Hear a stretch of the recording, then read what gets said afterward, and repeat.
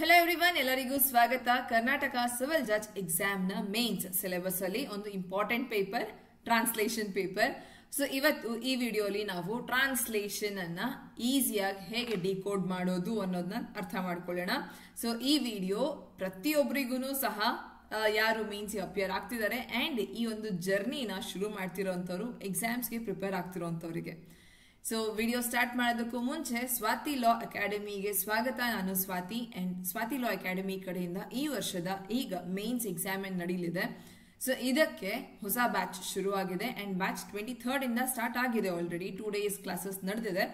But ಈಗಲೂ ಸಹ admissions open ಇದೆ ಅಂಡ್ ನೀವು ಕ್ಲಾಸಸ್ಗೆ ಎನ್ರೋಲ್ ಆಗಬಹುದು. ಪ್ರೀವಿಯಸ್ಲಿ ಮುಗ್ದಿರುವಂತಹ ಕ್ಲಾಸಸ್ ನ ರೆಕಾರ್ಡೆಡ್ ಲೆಕ್ಚರ್ಸ್ ನಿಮಗೆ ಅವೈಲೇಬಲ್ ಇರುತ್ತೆ ಅಂಡ್ ಪ್ರತಿಯೊಂದು ಕ್ಲಾಸ್ ಲೈವ್ ಸೆಷನ್ ಆಗಿರುತ್ತೆ. ಲೈವ್ ಸೆಷನ್ ಇಫ್ ಮಿಸ್ ಆದ್ರೂ ನಿಮಗೆ ರೆಕಾರ್ಡೆಡ್ ಲೆಕ್ಚರ್ಸ್ ಅವೈಲೇಬಲ್ ಇರುತ್ತೆ ಅಂಡ್ ಪ್ರತಿ ಕ್ಲಾಸ್ ಅಲ್ಲಿ sample answers as PDF format ನಿಮಗೆ ಸಿಗುತ್ತೆ ಫಾರ್ ಯೋರ್ ರೆಫರೆನ್ಸ್ ಪರ್ಪಸ್.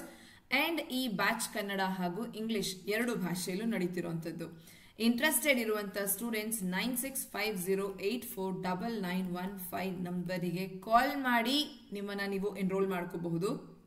ಅಥವಾ ಸ್ವಾತಿ ಲಾ ಅಕಾಡೆಮಿ ಅಂತ ಅಪ್ಲಿಕೇಶನ್ ಇದೆ, ಇನ್ಸ್ಟಾಲ್ ಮಾಡಿಕೊಂಡು ನೀವು ನಿಮ್ಮ ಕೋರ್ಸಸ್ಗೆ ಎನ್ರೋಲ್ ಆಗಬಹುದು. ಆರ್ swatilaw.com ವೆಬ್ಸೈಟ್ ಮುಖಾಂತರ ಕೂಡ ಸಹ ನೀವು ಕೋರ್ಸಸ್ಗೆ ಎನ್ರೋಲ್ ಆಗಬಹುದು. ಬ್ಯಾಚಸ್ ರಿಲೇಟೆಡ್ ಏನೇ ಡೌಟ್ ಇರಲಿ, ಎಕ್ಸಾಮ್ ರಿಲೇಟೆಡ್ ನಿಮಗೆ ಡೌಟ್ ಅಥವಾ ಗೈಡೆನ್ಸ್ ಬೇಕು ಅನ್ನೋದಾದ್ರೆ ನೀವು ಈ ನಂಬರಿಗೆ ಕಾಲ್ ಮಾಡಬಹುದು. 9650849915ಗೆ ಕಾಲ್ ಮಾಡಿ ನಿಮ್ಮ ಡೌಟ್ಸ್ ಅನ್ನ ಕ್ಲಿಯರ್ ಮಾಡ್ಕೊಳ್ಳಿ. ಸೊ ವಿಡಿಯೋನ ಸ್ಟಾರ್ಟ್ ಮಾಡೋಣ. ಅಂಡ್ ಈ ವಿಡಿಯೋ ಸೀರೀಸ್ ಅಲ್ಲಿ ಇವತ್ತು ನಾವು ಸಾಲ್ವ್ ಮಾಡ್ತಿರೋದು English to Kannada first video and ಈ ವಿಡಿಯೋ 2022 ಕ್ವೆಶ್ಚನ್ ಪೇಪರ್ ಅನ್ನ ಸಾಲ್ವ್ ಮಾಡ್ತಿರೋದು ನಾವು. ಸೊ 2022 ಕ್ವೆಶ್ಚನ್ ಪೇಪರ್ ನ ಫಸ್ಟ್ ಕ್ವೆಶ್ಚನ್. ನೀವು ನಿಮ್ಮ ಕ್ವೆಶ್ಚನ್ ಪೇಪರ್ಸ್ ಅನ್ನ ಪ್ರಿಂಟ್ ಔಟ್ ಮಾಡ್ಕೊಂಡಿದ್ರೆ ಅದರಲ್ಲಿ ನೀವು ಟ್ರಾನ್ಸ್ಲೇಷನ್ ಅನ್ನ ಮಾಡ್ಕೋಬಹುದು.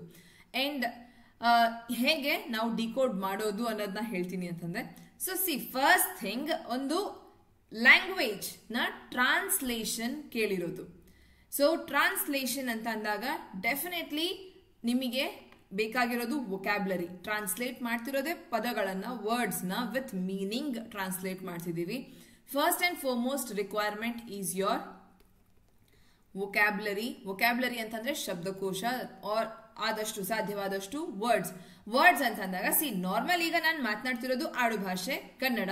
ನಾರ್ಮಲ್ ನಾವು ರೆಗ್ಯುಲರ್ ಆಗಿ ಡೈಲಿ ಬೇಸಿಸ್ ಮಾತನಾಡುವಂತ ಭಾಷೆಗಿಂತ ನಮ್ಮ ಲೀಗಲ್ ಲ್ಯಾಂಗ್ವೇಜ್ ಅಲ್ಲಿ ಡಿಫರೆನ್ಸ್ ಇರುತ್ತೆ. ಅಂಡ್ ಎಕ್ಸಾಮಿಗೆ ಬೇಕಾಗಿರೋದು ನಿಮ್ಮ ಲೀಗಲ್ ಲ್ಯಾಂಗ್ವೇಜ್, ಲೀಗಲ್ ಕನ್ನಡ ಅಥವಾ ಲೀಗಲ್ ಇಂಗ್ಲಿಷ್ ನ ಪ್ರೆಸೆಂಟ್ ಮಾಡಿ ಅಂತ ಹೇಳ್ತಿರೋದು.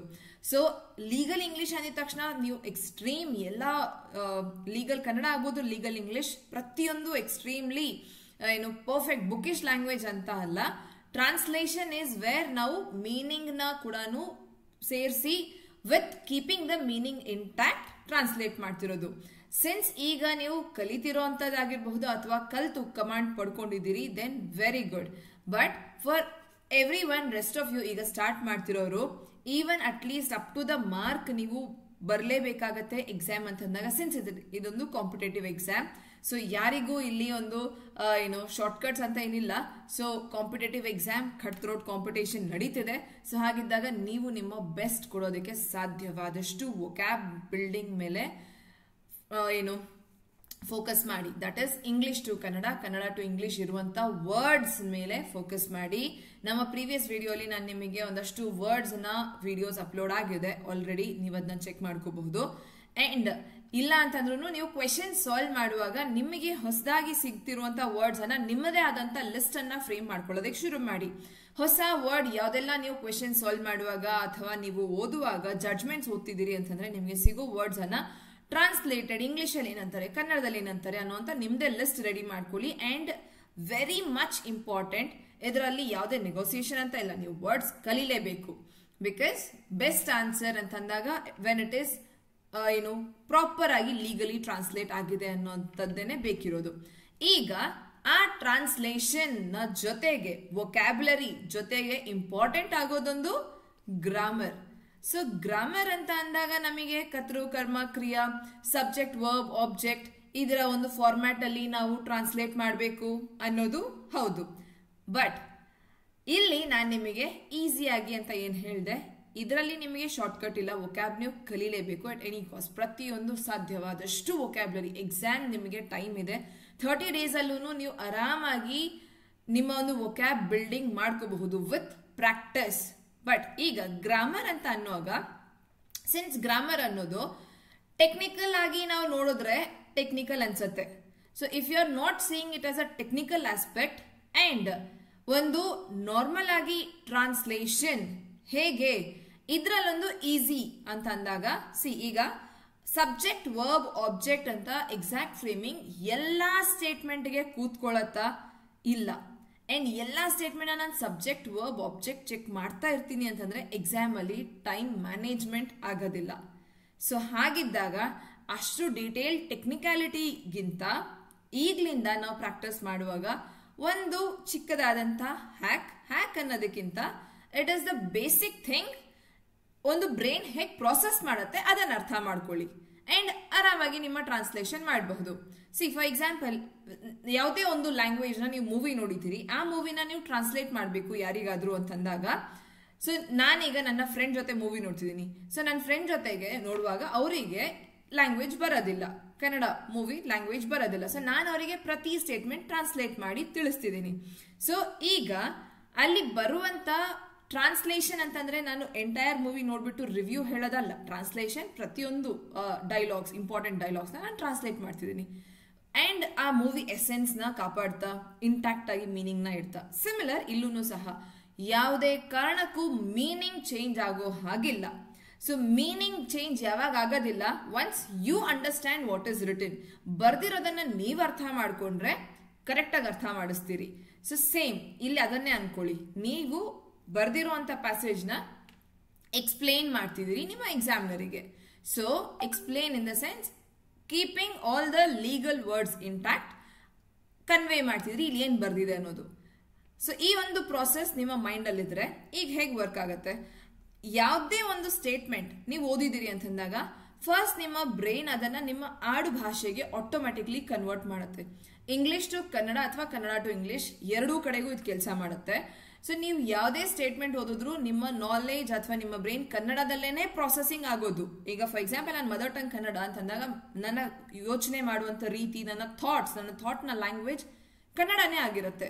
ಸೊ ಹಾಗಿದ್ದಾಗ ನನಗೆ ನಾನು ಓದುವಂತ ಬುಕ್ಕಿಶ್ ಕನ್ನಡ ಆಗಿದ್ರು ಸಹ ಅದನ್ನ ನಾನು ನಾರ್ಮಲ್ ನನ್ನ ಭಾಷೆಗೆ ಟ್ರಾನ್ಸ್ಲೇಟ್ ನನ್ನ ಬ್ರೈನ್ ಅದನ್ನ ಪ್ರೊಸೆಸಿಂಗ್ ಮಾಡುತ್ತೆ. ಸೊ ಅದರ ಅರ್ಥ ನನಗೆ ಅರ್ಥ ಮಾಡಿಸುತ್ತೆ. ಸೊ ಆ ಅರ್ಥ ನನಗೇನೀಗ ಬಂದಿದೆ ಅದನ್ನ ನಾನೀಗ next step is I am reproducing it to somebody else. ನಾನೀಗ ಅದನ್ನ ಬೇರೊಂದು ಭಾಷೆಗೆ ನನಗೆ ಅರ್ಥ ಆಗಿರುವಂತ ಸ್ಟೇಟ್ಮೆಂಟ್ ನ ಒಂದು ಲೈನ್ ಏನಿದೆ ಇದನ್ನ ನಾನು ಯಾರಿಗಾದ್ರೂ ಕನ್ವೆ ಮಾಡ್ಬೇಕಂತಂದ್ರೆ ಹೇಗೆ ಕನ್ವೆ ಮಾಡ್ತೀನಿ, ದಟ್ ಈಸ್ ನನಗೆ ಅರ್ಥ ಈಗ ಆಗಿದೆ. I have produced genealogical tree of our family. Genealogical tree ಒಂದು ಟರ್ಮ್ ನನಗೀಗ legal technical term. So genealogical tree ವಂಶವೃಕ್ಷ, ಬಿಕಾಸ್ ನಾನು ವೊಕ್ಯಾಬ್ ಕಲ್ತಿದ್ದೀನಿ ಅನ್ನೋದ್ರ ಬೇಸಿಸ್ ಮೇಲೆ ಹೇಳ್ತಿರೋದು. ಬಟ್ ಅದು ನೀವು ವೊಕ್ಯಾಬ್ ಕಲೀಲೇಬೇಕು, ಹಾಗಿದ್ರೇನೆ ಈ ಪ್ರಾಸೆಸ್ ನಿಮಗೆ ಒಂದು ನೆಕ್ಸ್ಟ್ ಪ್ರೊಸೀಜರ್ ಈಸಿ ಹೇಳ್ತಿರೋದು. ಸೊ ಜಿನೋಲಾಜಿಕಲ್ ಟ್ರೀ ವಂಶವೃಕ್ಷ. I have produced the genealogical tree of our family. ನನ್ನ ಕುಟುಂಬದ ವಂಶವೃಕ್ಷನ ನಾನು ಹಾಜರುಪಡಿಸಿದ್ದೇನೆ. ಸೊ ಇದು ಪ್ರೊಡ್ಯೂಸ್ಡ್. ಸೊ ನನ್ನ ಪ್ರಕಾರ ನಮ್ಮ ಫ್ಯಾಮಿಲಿ ಟ್ರೀ ಏನಿದೆ ಅದನ್ನ ನಾನು ಕೊಟ್ಟಿದ್ದೀನಿ ಅನ್ನೋದನ್ನ ಹೇಳ್ತಿರೋದು. ಈಗ ನಮ್ಮ ಫ್ಯಾಮಿಲಿ ಟ್ರೀನ ನಾನು ಕೊಟ್ಟಿದ್ದೀನಿ, ನನ್ನ ಕುಟುಂಬದ ವಂಶವೃಕ್ಷವನ್ನು ನಾನು ಹಾಜರುಪಡಿಸಿದ್ದೇನೆ. ವೈ? ಬಿಕಾಸ್ ಪ್ರೊಡ್ಯೂಸ್ಡ್ ಅನ್ನ ನಾನು ಲೀಗಲ್ ಆಗಿ ಹೇಳ್ಬೇಕಂತಂದ್ರೆ ಹಾಜರುಪಡಿಸಿದ್ದೇನೆ ಸರಿಯಾದಂತಹ ವರ್ಡ್ ಆಗಿರುತ್ತೆ. ಇದು ಹೇಗ್ ಬಂತು? ಪ್ರಾಕ್ಟೀಸ್ ಇಂದ ಬಂತು. ವರ್ಡ್ಸ್ ನ ಪೋರ್ಷನ್ ವೊಕ್ಯಾಬ್ ಬಿಲ್ಡಿಂಗ್ ಇಂದಾನೆ ವೊಕ್ಯಾಬ್ ಬರೋದು. ಬಟ್ ಮೀನಿಂಗ್ ಹೇಗೆ ಬಂತು? ನನ್ನ ಬ್ರೈನ್ ಏನು ಅರ್ಥ ಕೊಡ್ತೋ ನನಗೆ, ಆ ಅರ್ಥಕ್ಕೆ ನಾನು ಬರೀ ವರ್ಡ್ಸ್ ಅನ್ನ ಹಾಕಿರೋದಷ್ಟೇನೆ, ಎಕ್ಸ್ಟ್ರಾ ಏನೂ ಎಫರ್ಟ್ ಇಲ್ಲ. ನಾನು ಈ ಲೈನ್ ಓದಿದಾಗ ನನಗೆ ಏನ್ ಅರ್ಥ ಆಯ್ತು, ನಾನು ನನ್ನ ಫ್ಯಾಮಿಲಿ ಟ್ರೀನ ಕೊಟ್ಟಿದ್ದೀನಿ. ಇದನ್ನ ವರ್ಡ್ಸ್ ಹಾಕಿ ಹೇಳೋದಾದ್ರೆ ನಾನು ನನ್ನ ಕುಟುಂಬದ ವಂಶವೃಕ್ಷವನ್ನು ಹಾಜರುಪಡಿಸಿದ್ದೇನೆ. ಸೊ ಇಟ್ ಈಸ್ ನೆಕ್ಸ್ಟ್ ಎಲ್ಲ ಸ್ಟೇಟ್ಮೆಂಟ್ಸ್ ನಾನು ನಿಮಗೆ ಬೇಕಾದ್ರೆ ಡಿಕೋಡ್ ಮಾಡ್ತೀನಿ. ನಿಮ್ಮ ಬ್ರೈನ್ ಏನ್ ಪ್ರೊಸೆಸ್ ಮಾಡ್ತು, ಏನ್ ಅರ್ಥ ಕೊಡ್ತು, ಅದಕ್ಕೆ ವೊಕ್ಯಾಬ್ಲರಿ ಹಾಕ್ಲೇಬೇಕಾಗತ್ತೆ. ಅಂಡ್ ವೊಕ್ಯಾಬ್ಲರಿ ಲೀಗಲ್ ವರ್ಡ್ಸ್ ಏನಿದೆ ಆ ಲೀಗಲ್ ವರ್ಡ್ಸ್ ಅಲ್ಲಿ ಕಾಂಪ್ರಮೈಸ್ ಇಲ್ಲ. ಅದನ್ನ ಹಾಕ್ತಾ ನಿಮ್ಮ ಬ್ರೈನ್ ಏನ್ ನಿಮ್ಗೆ ಮೀನಿಂಗ್ ಪ್ರೊಸೆಸ್ ಮಾಡ್ತು ಆ ಮೀನಿಂಗ್ ಅನ್ನ ನೀವು ಅದೇ ರೀತಿ ಅದೇ ಸ್ಟೇಟ್ಮೆಂಟ್ ಅನ್ನ with legal words vocabulary put ಮಾಡಿ ಪ್ರೆಸೆಂಟ್ ಮಾಡೋದೇನೆ ಟ್ರಾನ್ಸ್ಲೇಷನ್. ಅಂಡ್ ಈ ಕೆಲಸ ಟ್ರಾನ್ಸ್ಲೇಷನ್ ಅನ್ನುವಾಗ remember one thing, meaning important, vocab important. Grammar ಅನ್ನೋದು ಸಿನ್ಸ್ ಯು ಆರ್ ಕನ್ವೇಯಿಂಗ್, ಅದು ಆಟೋಮ್ಯಾಟಿಕಲಿ ನಿಮಗೆ ಬ್ರೈನ್ ಪ್ರೊಸೆಸಿಂಗ್ ಆಗತ್ತೆ. ನಿಮಗೇನು ಅರ್ಥ ಆಗಿದೆ ಅದನ್ನ ಅದೇ ಸ್ಟೈಲಲ್ಲೇನೆ ಪ್ರೆಸೆಂಟ್ ಮಾಡೋದು, because you are ultimately conveying the entire meaning. And but ಈ ಒಂದು ಟ್ರಾನ್ಸ್ಲೇಷನ್ ಪೇಪರ್ ಚೂರ್ ಟೆಕ್ನಿಕಲ್ ಯಾವಾಗ ಆಗತ್ತೆ ಅಂತಂದ್ರೆ ನಿಮ್ಮ ಜಡ್ಜ್ಮೆಂಟ್ ರೈಟಿಂಗ್ ಸಾಲ್ವ್ ಮಾಡುವಾಗ. ಜಡ್ಜ್ಮೆಂಟ್ ರೈಟಿಂಗ್ ಅಲ್ಲಿ ಡೆಪೋಸಿಷನ್ ಇಸ್ ಈಸಿ ಬಿಕಾಸ್ ಇದ್ರಲ್ಲಿ ಒಂದು ಹಾರ್ಡ್ಲಿ ನಿಮಗೆ 15 to 20 ಲೀಗಲ್ ವರ್ಡ್ಸ್ ಬರುತ್ತೆ ಅಂತ ಅನ್ಕೊಳ್ಬಹುದು. ಬಟ್ ಡೆಪೋಸಿಷನ್ ಬಿಟ್ಟು ಜಡ್ಜ್ಮೆಂಟಿಗೆ ಹೋದಾಗ ಜಡ್ಜ್ಮೆಂಟ್ ಅನ್ನೋದು ಇದು ಡೆಪೋಸಿಷನ್ ಏನು, ಕ್ರಾಸ್ ಎಕ್ಸಾಮಿನೇಷನ್, ಒಂದು ವಿಟ್ನೆಸ್ದು ಕ್ರಾಸ್ ಎಕ್ಸಾಮಿನೇಷನ್. ಸೊ ಅವರ ಒಂದು ಲ್ಯಾಂಗ್ವೇಜ್ ನಮ್ಮ ಒಂದು ಲ್ಯಾಂಗ್ವೇಜ್ ರೀತಿನೇ ಆಡು ಭಾಷೆ. ಸೊ ಅದ್ರಲ್ಲಿ ಮ್ಯಾಕ್ಸ್ ಟು ಮ್ಯಾಕ್ಸ್ ಬೇಕಾಗಿರುವಂತ ರಿಕ್ವೈರ್ಡ್ ವರ್ಡ್ಸ್ ಏನೇ ಲೀಗಲ್ ಆಗಿರುತ್ತೆ. ಬಟ್ ಒಂದು ಜಡ್ಜ್ ಕೊಡ್ತಿರುವಂತಹ ಜಡ್ಜ್ಮೆಂಟ್ ಅಲ್ಲಿ ಡೆಫಿನೆಟ್ಲಿ ಸಾಧ್ಯವಾದಷ್ಟು ಲೀಗಲ್ ವರ್ಡ್ಸ್ ಏನೇ ಇರುತ್ತೆ. ಅಂಡ್ ನಿಮಗೆ ಎಕ್ಸಾಮ್ ಅಲ್ಲಿ ಕೊಡುವಂತಹ ಪ್ಯಾಸೇಜ್ ಅಲ್ಲಿ almost everything would be legal only.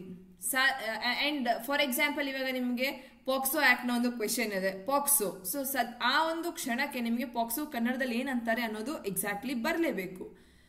So ಆ ಒಂದು ಹೊಸ ವರ್ಡ್ಸ್ ಅಥವಾ ಹೊಸದಾಗಿ ಕೇಳುವಂತ ಸಾಧ್ಯತೆ ಜಡ್ಜ್ಮೆಂಟ್ ರೈಟಿಂಗ್ ಅಲ್ಲಿ ಇರುತ್ತೆ. For which you have to be prepared with maximum vocab words. And ಬರೆಯಕ್ ಆಗಲ್ಲ ಅಂತಲ್ಲ, ಆರಾಮಾಗಿ ಬರೀಬಹುದು. Only thing vocab building and ಒಂದು ಬರೆಯುವಂತ ಪ್ರಾಕ್ಟೀಸ್ ಈಗಲಿಂದ ಮಾಡ್ಕೋಬೇಕು. ಸೊ ಟೆಕ್ನಿಕಲ್ ಅಂತ ಹೇಳೋದಕ್ಕಿಂತ ಜಡ್ಜ್ಮೆಂಟ್ ರೈಟಿಂಗ್ ಅಲ್ಲಿ ಮ್ಯಾಕ್ಸಿಮಮ್ ವೊಕ್ಯಾಬ್ಲರಿ ಇರುತ್ತೆ. ಬಿಟ್ರೆ ಬರೆಯೋ ರೀತಿ ಇದನ್ನ ನೀವು ಪ್ರಾಕ್ಟೀಸ್ ಮಾಡ್ಕೊಳ್ಳಿ. That is whatever you are reading ಅದರ ಮೀನಿಂಗ್ ನಿಮ್ಮ ಬ್ರೈನ್ ಪ್ರಾಸೆಸ್ ಮಾಡ್ತಿದೆ. ಈಗ ಆ ಮೀನಿಂಗ್ ಏನ್ ಬಂತು, ಆ ಸ್ಟೇಟ್ಮೆಂಟ್ ಎಕ್ಸಾಕ್ಟ್ಲಿ ಕರೆಕ್ಟ್ ಆಗಿದೆ. ನಾನೀಗ ನೆಕ್ಸ್ಟ್ ಅದನ್ನ ಯಾರಿಗಾದ್ರೂ ಹೇಳ್ಬೇಕಿದೆ ಅಂಡ್ ನಾನು ಹೇಳ್ತಿದ್ದೀನಿ ಅಂತಂದಾಗ ಆ ಲೈನ್ ಏನಿದೆ same to same exact same line ಅನ್ನ ವರ್ಡ್ಸ್ ಪುಟ್ ಮಾಡ್ತಿರೋದು. That is it. ಈಗ ಇದು ನೋಡಿ, Chikka Narasimhaiah is the elder brother of my father. Chikka Narasimhaiah ಅವರು ನಮ್ಮ ತಂದೆಯ ಎಲ್ಡರ್ ಬ್ರದರ್, ಹಿರಿಯ ಸಹೋದರರಂತೆ. ಸೊ ಇದು ನಾನು ನಿಮಗೆ ಹೇಳ್ತಿದ್ದೀನಿ. ಈಗ ಅಂತೆ ತೆಗೆದು ಬರೀ ವರ್ಡ್ಸ್ ಅನ್ನ ಹಾಕೋದಾದ್ರೆ ಚಿಕ್ಕ Narasimhaiah is the elder brother of my father. Chikka Narasimhaiah ನನ್ನ ತಂದೆಯ ಹಿರಿಯ ಸಹೋದರ. ಸೊ ನಮ್ಮ ತಂದೆಯವರ ಅಣ್ಣ ಚಿಕ್ಕ ನರಸಿಂಹಯ್ಯ. ಸೊ ನನ್ನ ತಂದೆಯ ಹಿರಿಯ ಸಹೋದರ ಚಿಕ್ಕ ನರಸಿಂಹಯ್ಯ. ನೀವು ಸ್ಟೇಟ್ಮೆಂಟ್ ಮಲ್ಟಿಪಲ್ ಬೇರೆ ಬೇರೆ ರೀತಿಯಲ್ಲಿ ಬರೀಬಹುದು.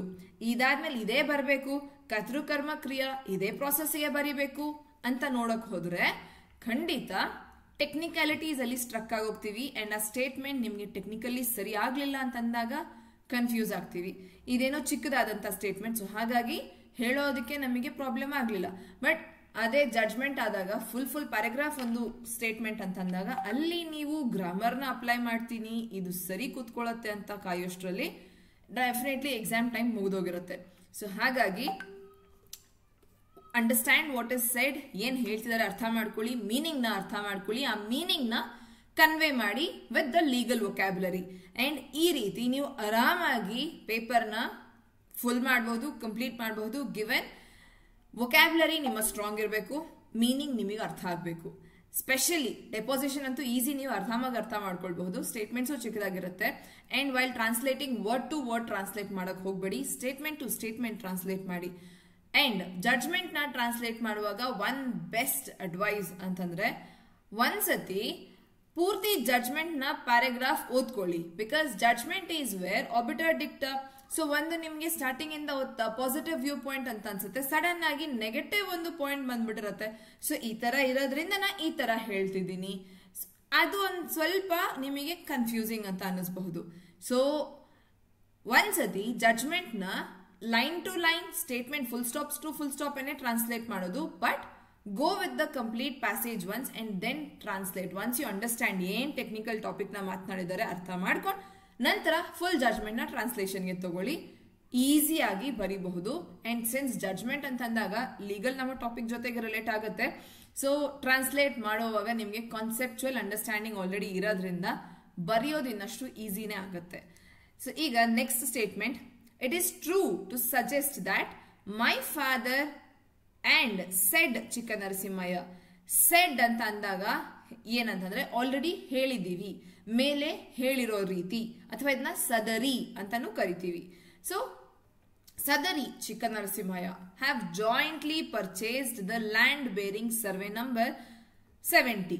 ಇದು ಒಂದು ಸ್ಟೇಟ್ಮೆಂಟ್. ಸೊ ಇಲ್ಲಿ ನಾವೇನ್ ಹೇಳ್ತಿರೋದು that it is true to suggest that my father and Chikkanarasimhaiah have jointly purchase. Jointly purchased ಅನ್ನ ವೊಕ್ಯಾಬ್ ಏನಾಗುತ್ತೆ, ಜಾಯಿಂಟ್ಲಿ ಜಂಟಿಯಾಗಿ, ಪರ್ಚೇಸ್ಡ್ ಖರೀದಿಸಿದ್ದಾರೆ, ದ ಲ್ಯಾಂಡ್ ಜಮೀನು, ಬೇರಿಂಗ್ ಸರ್ವೆ ನಂಬರ್ 70.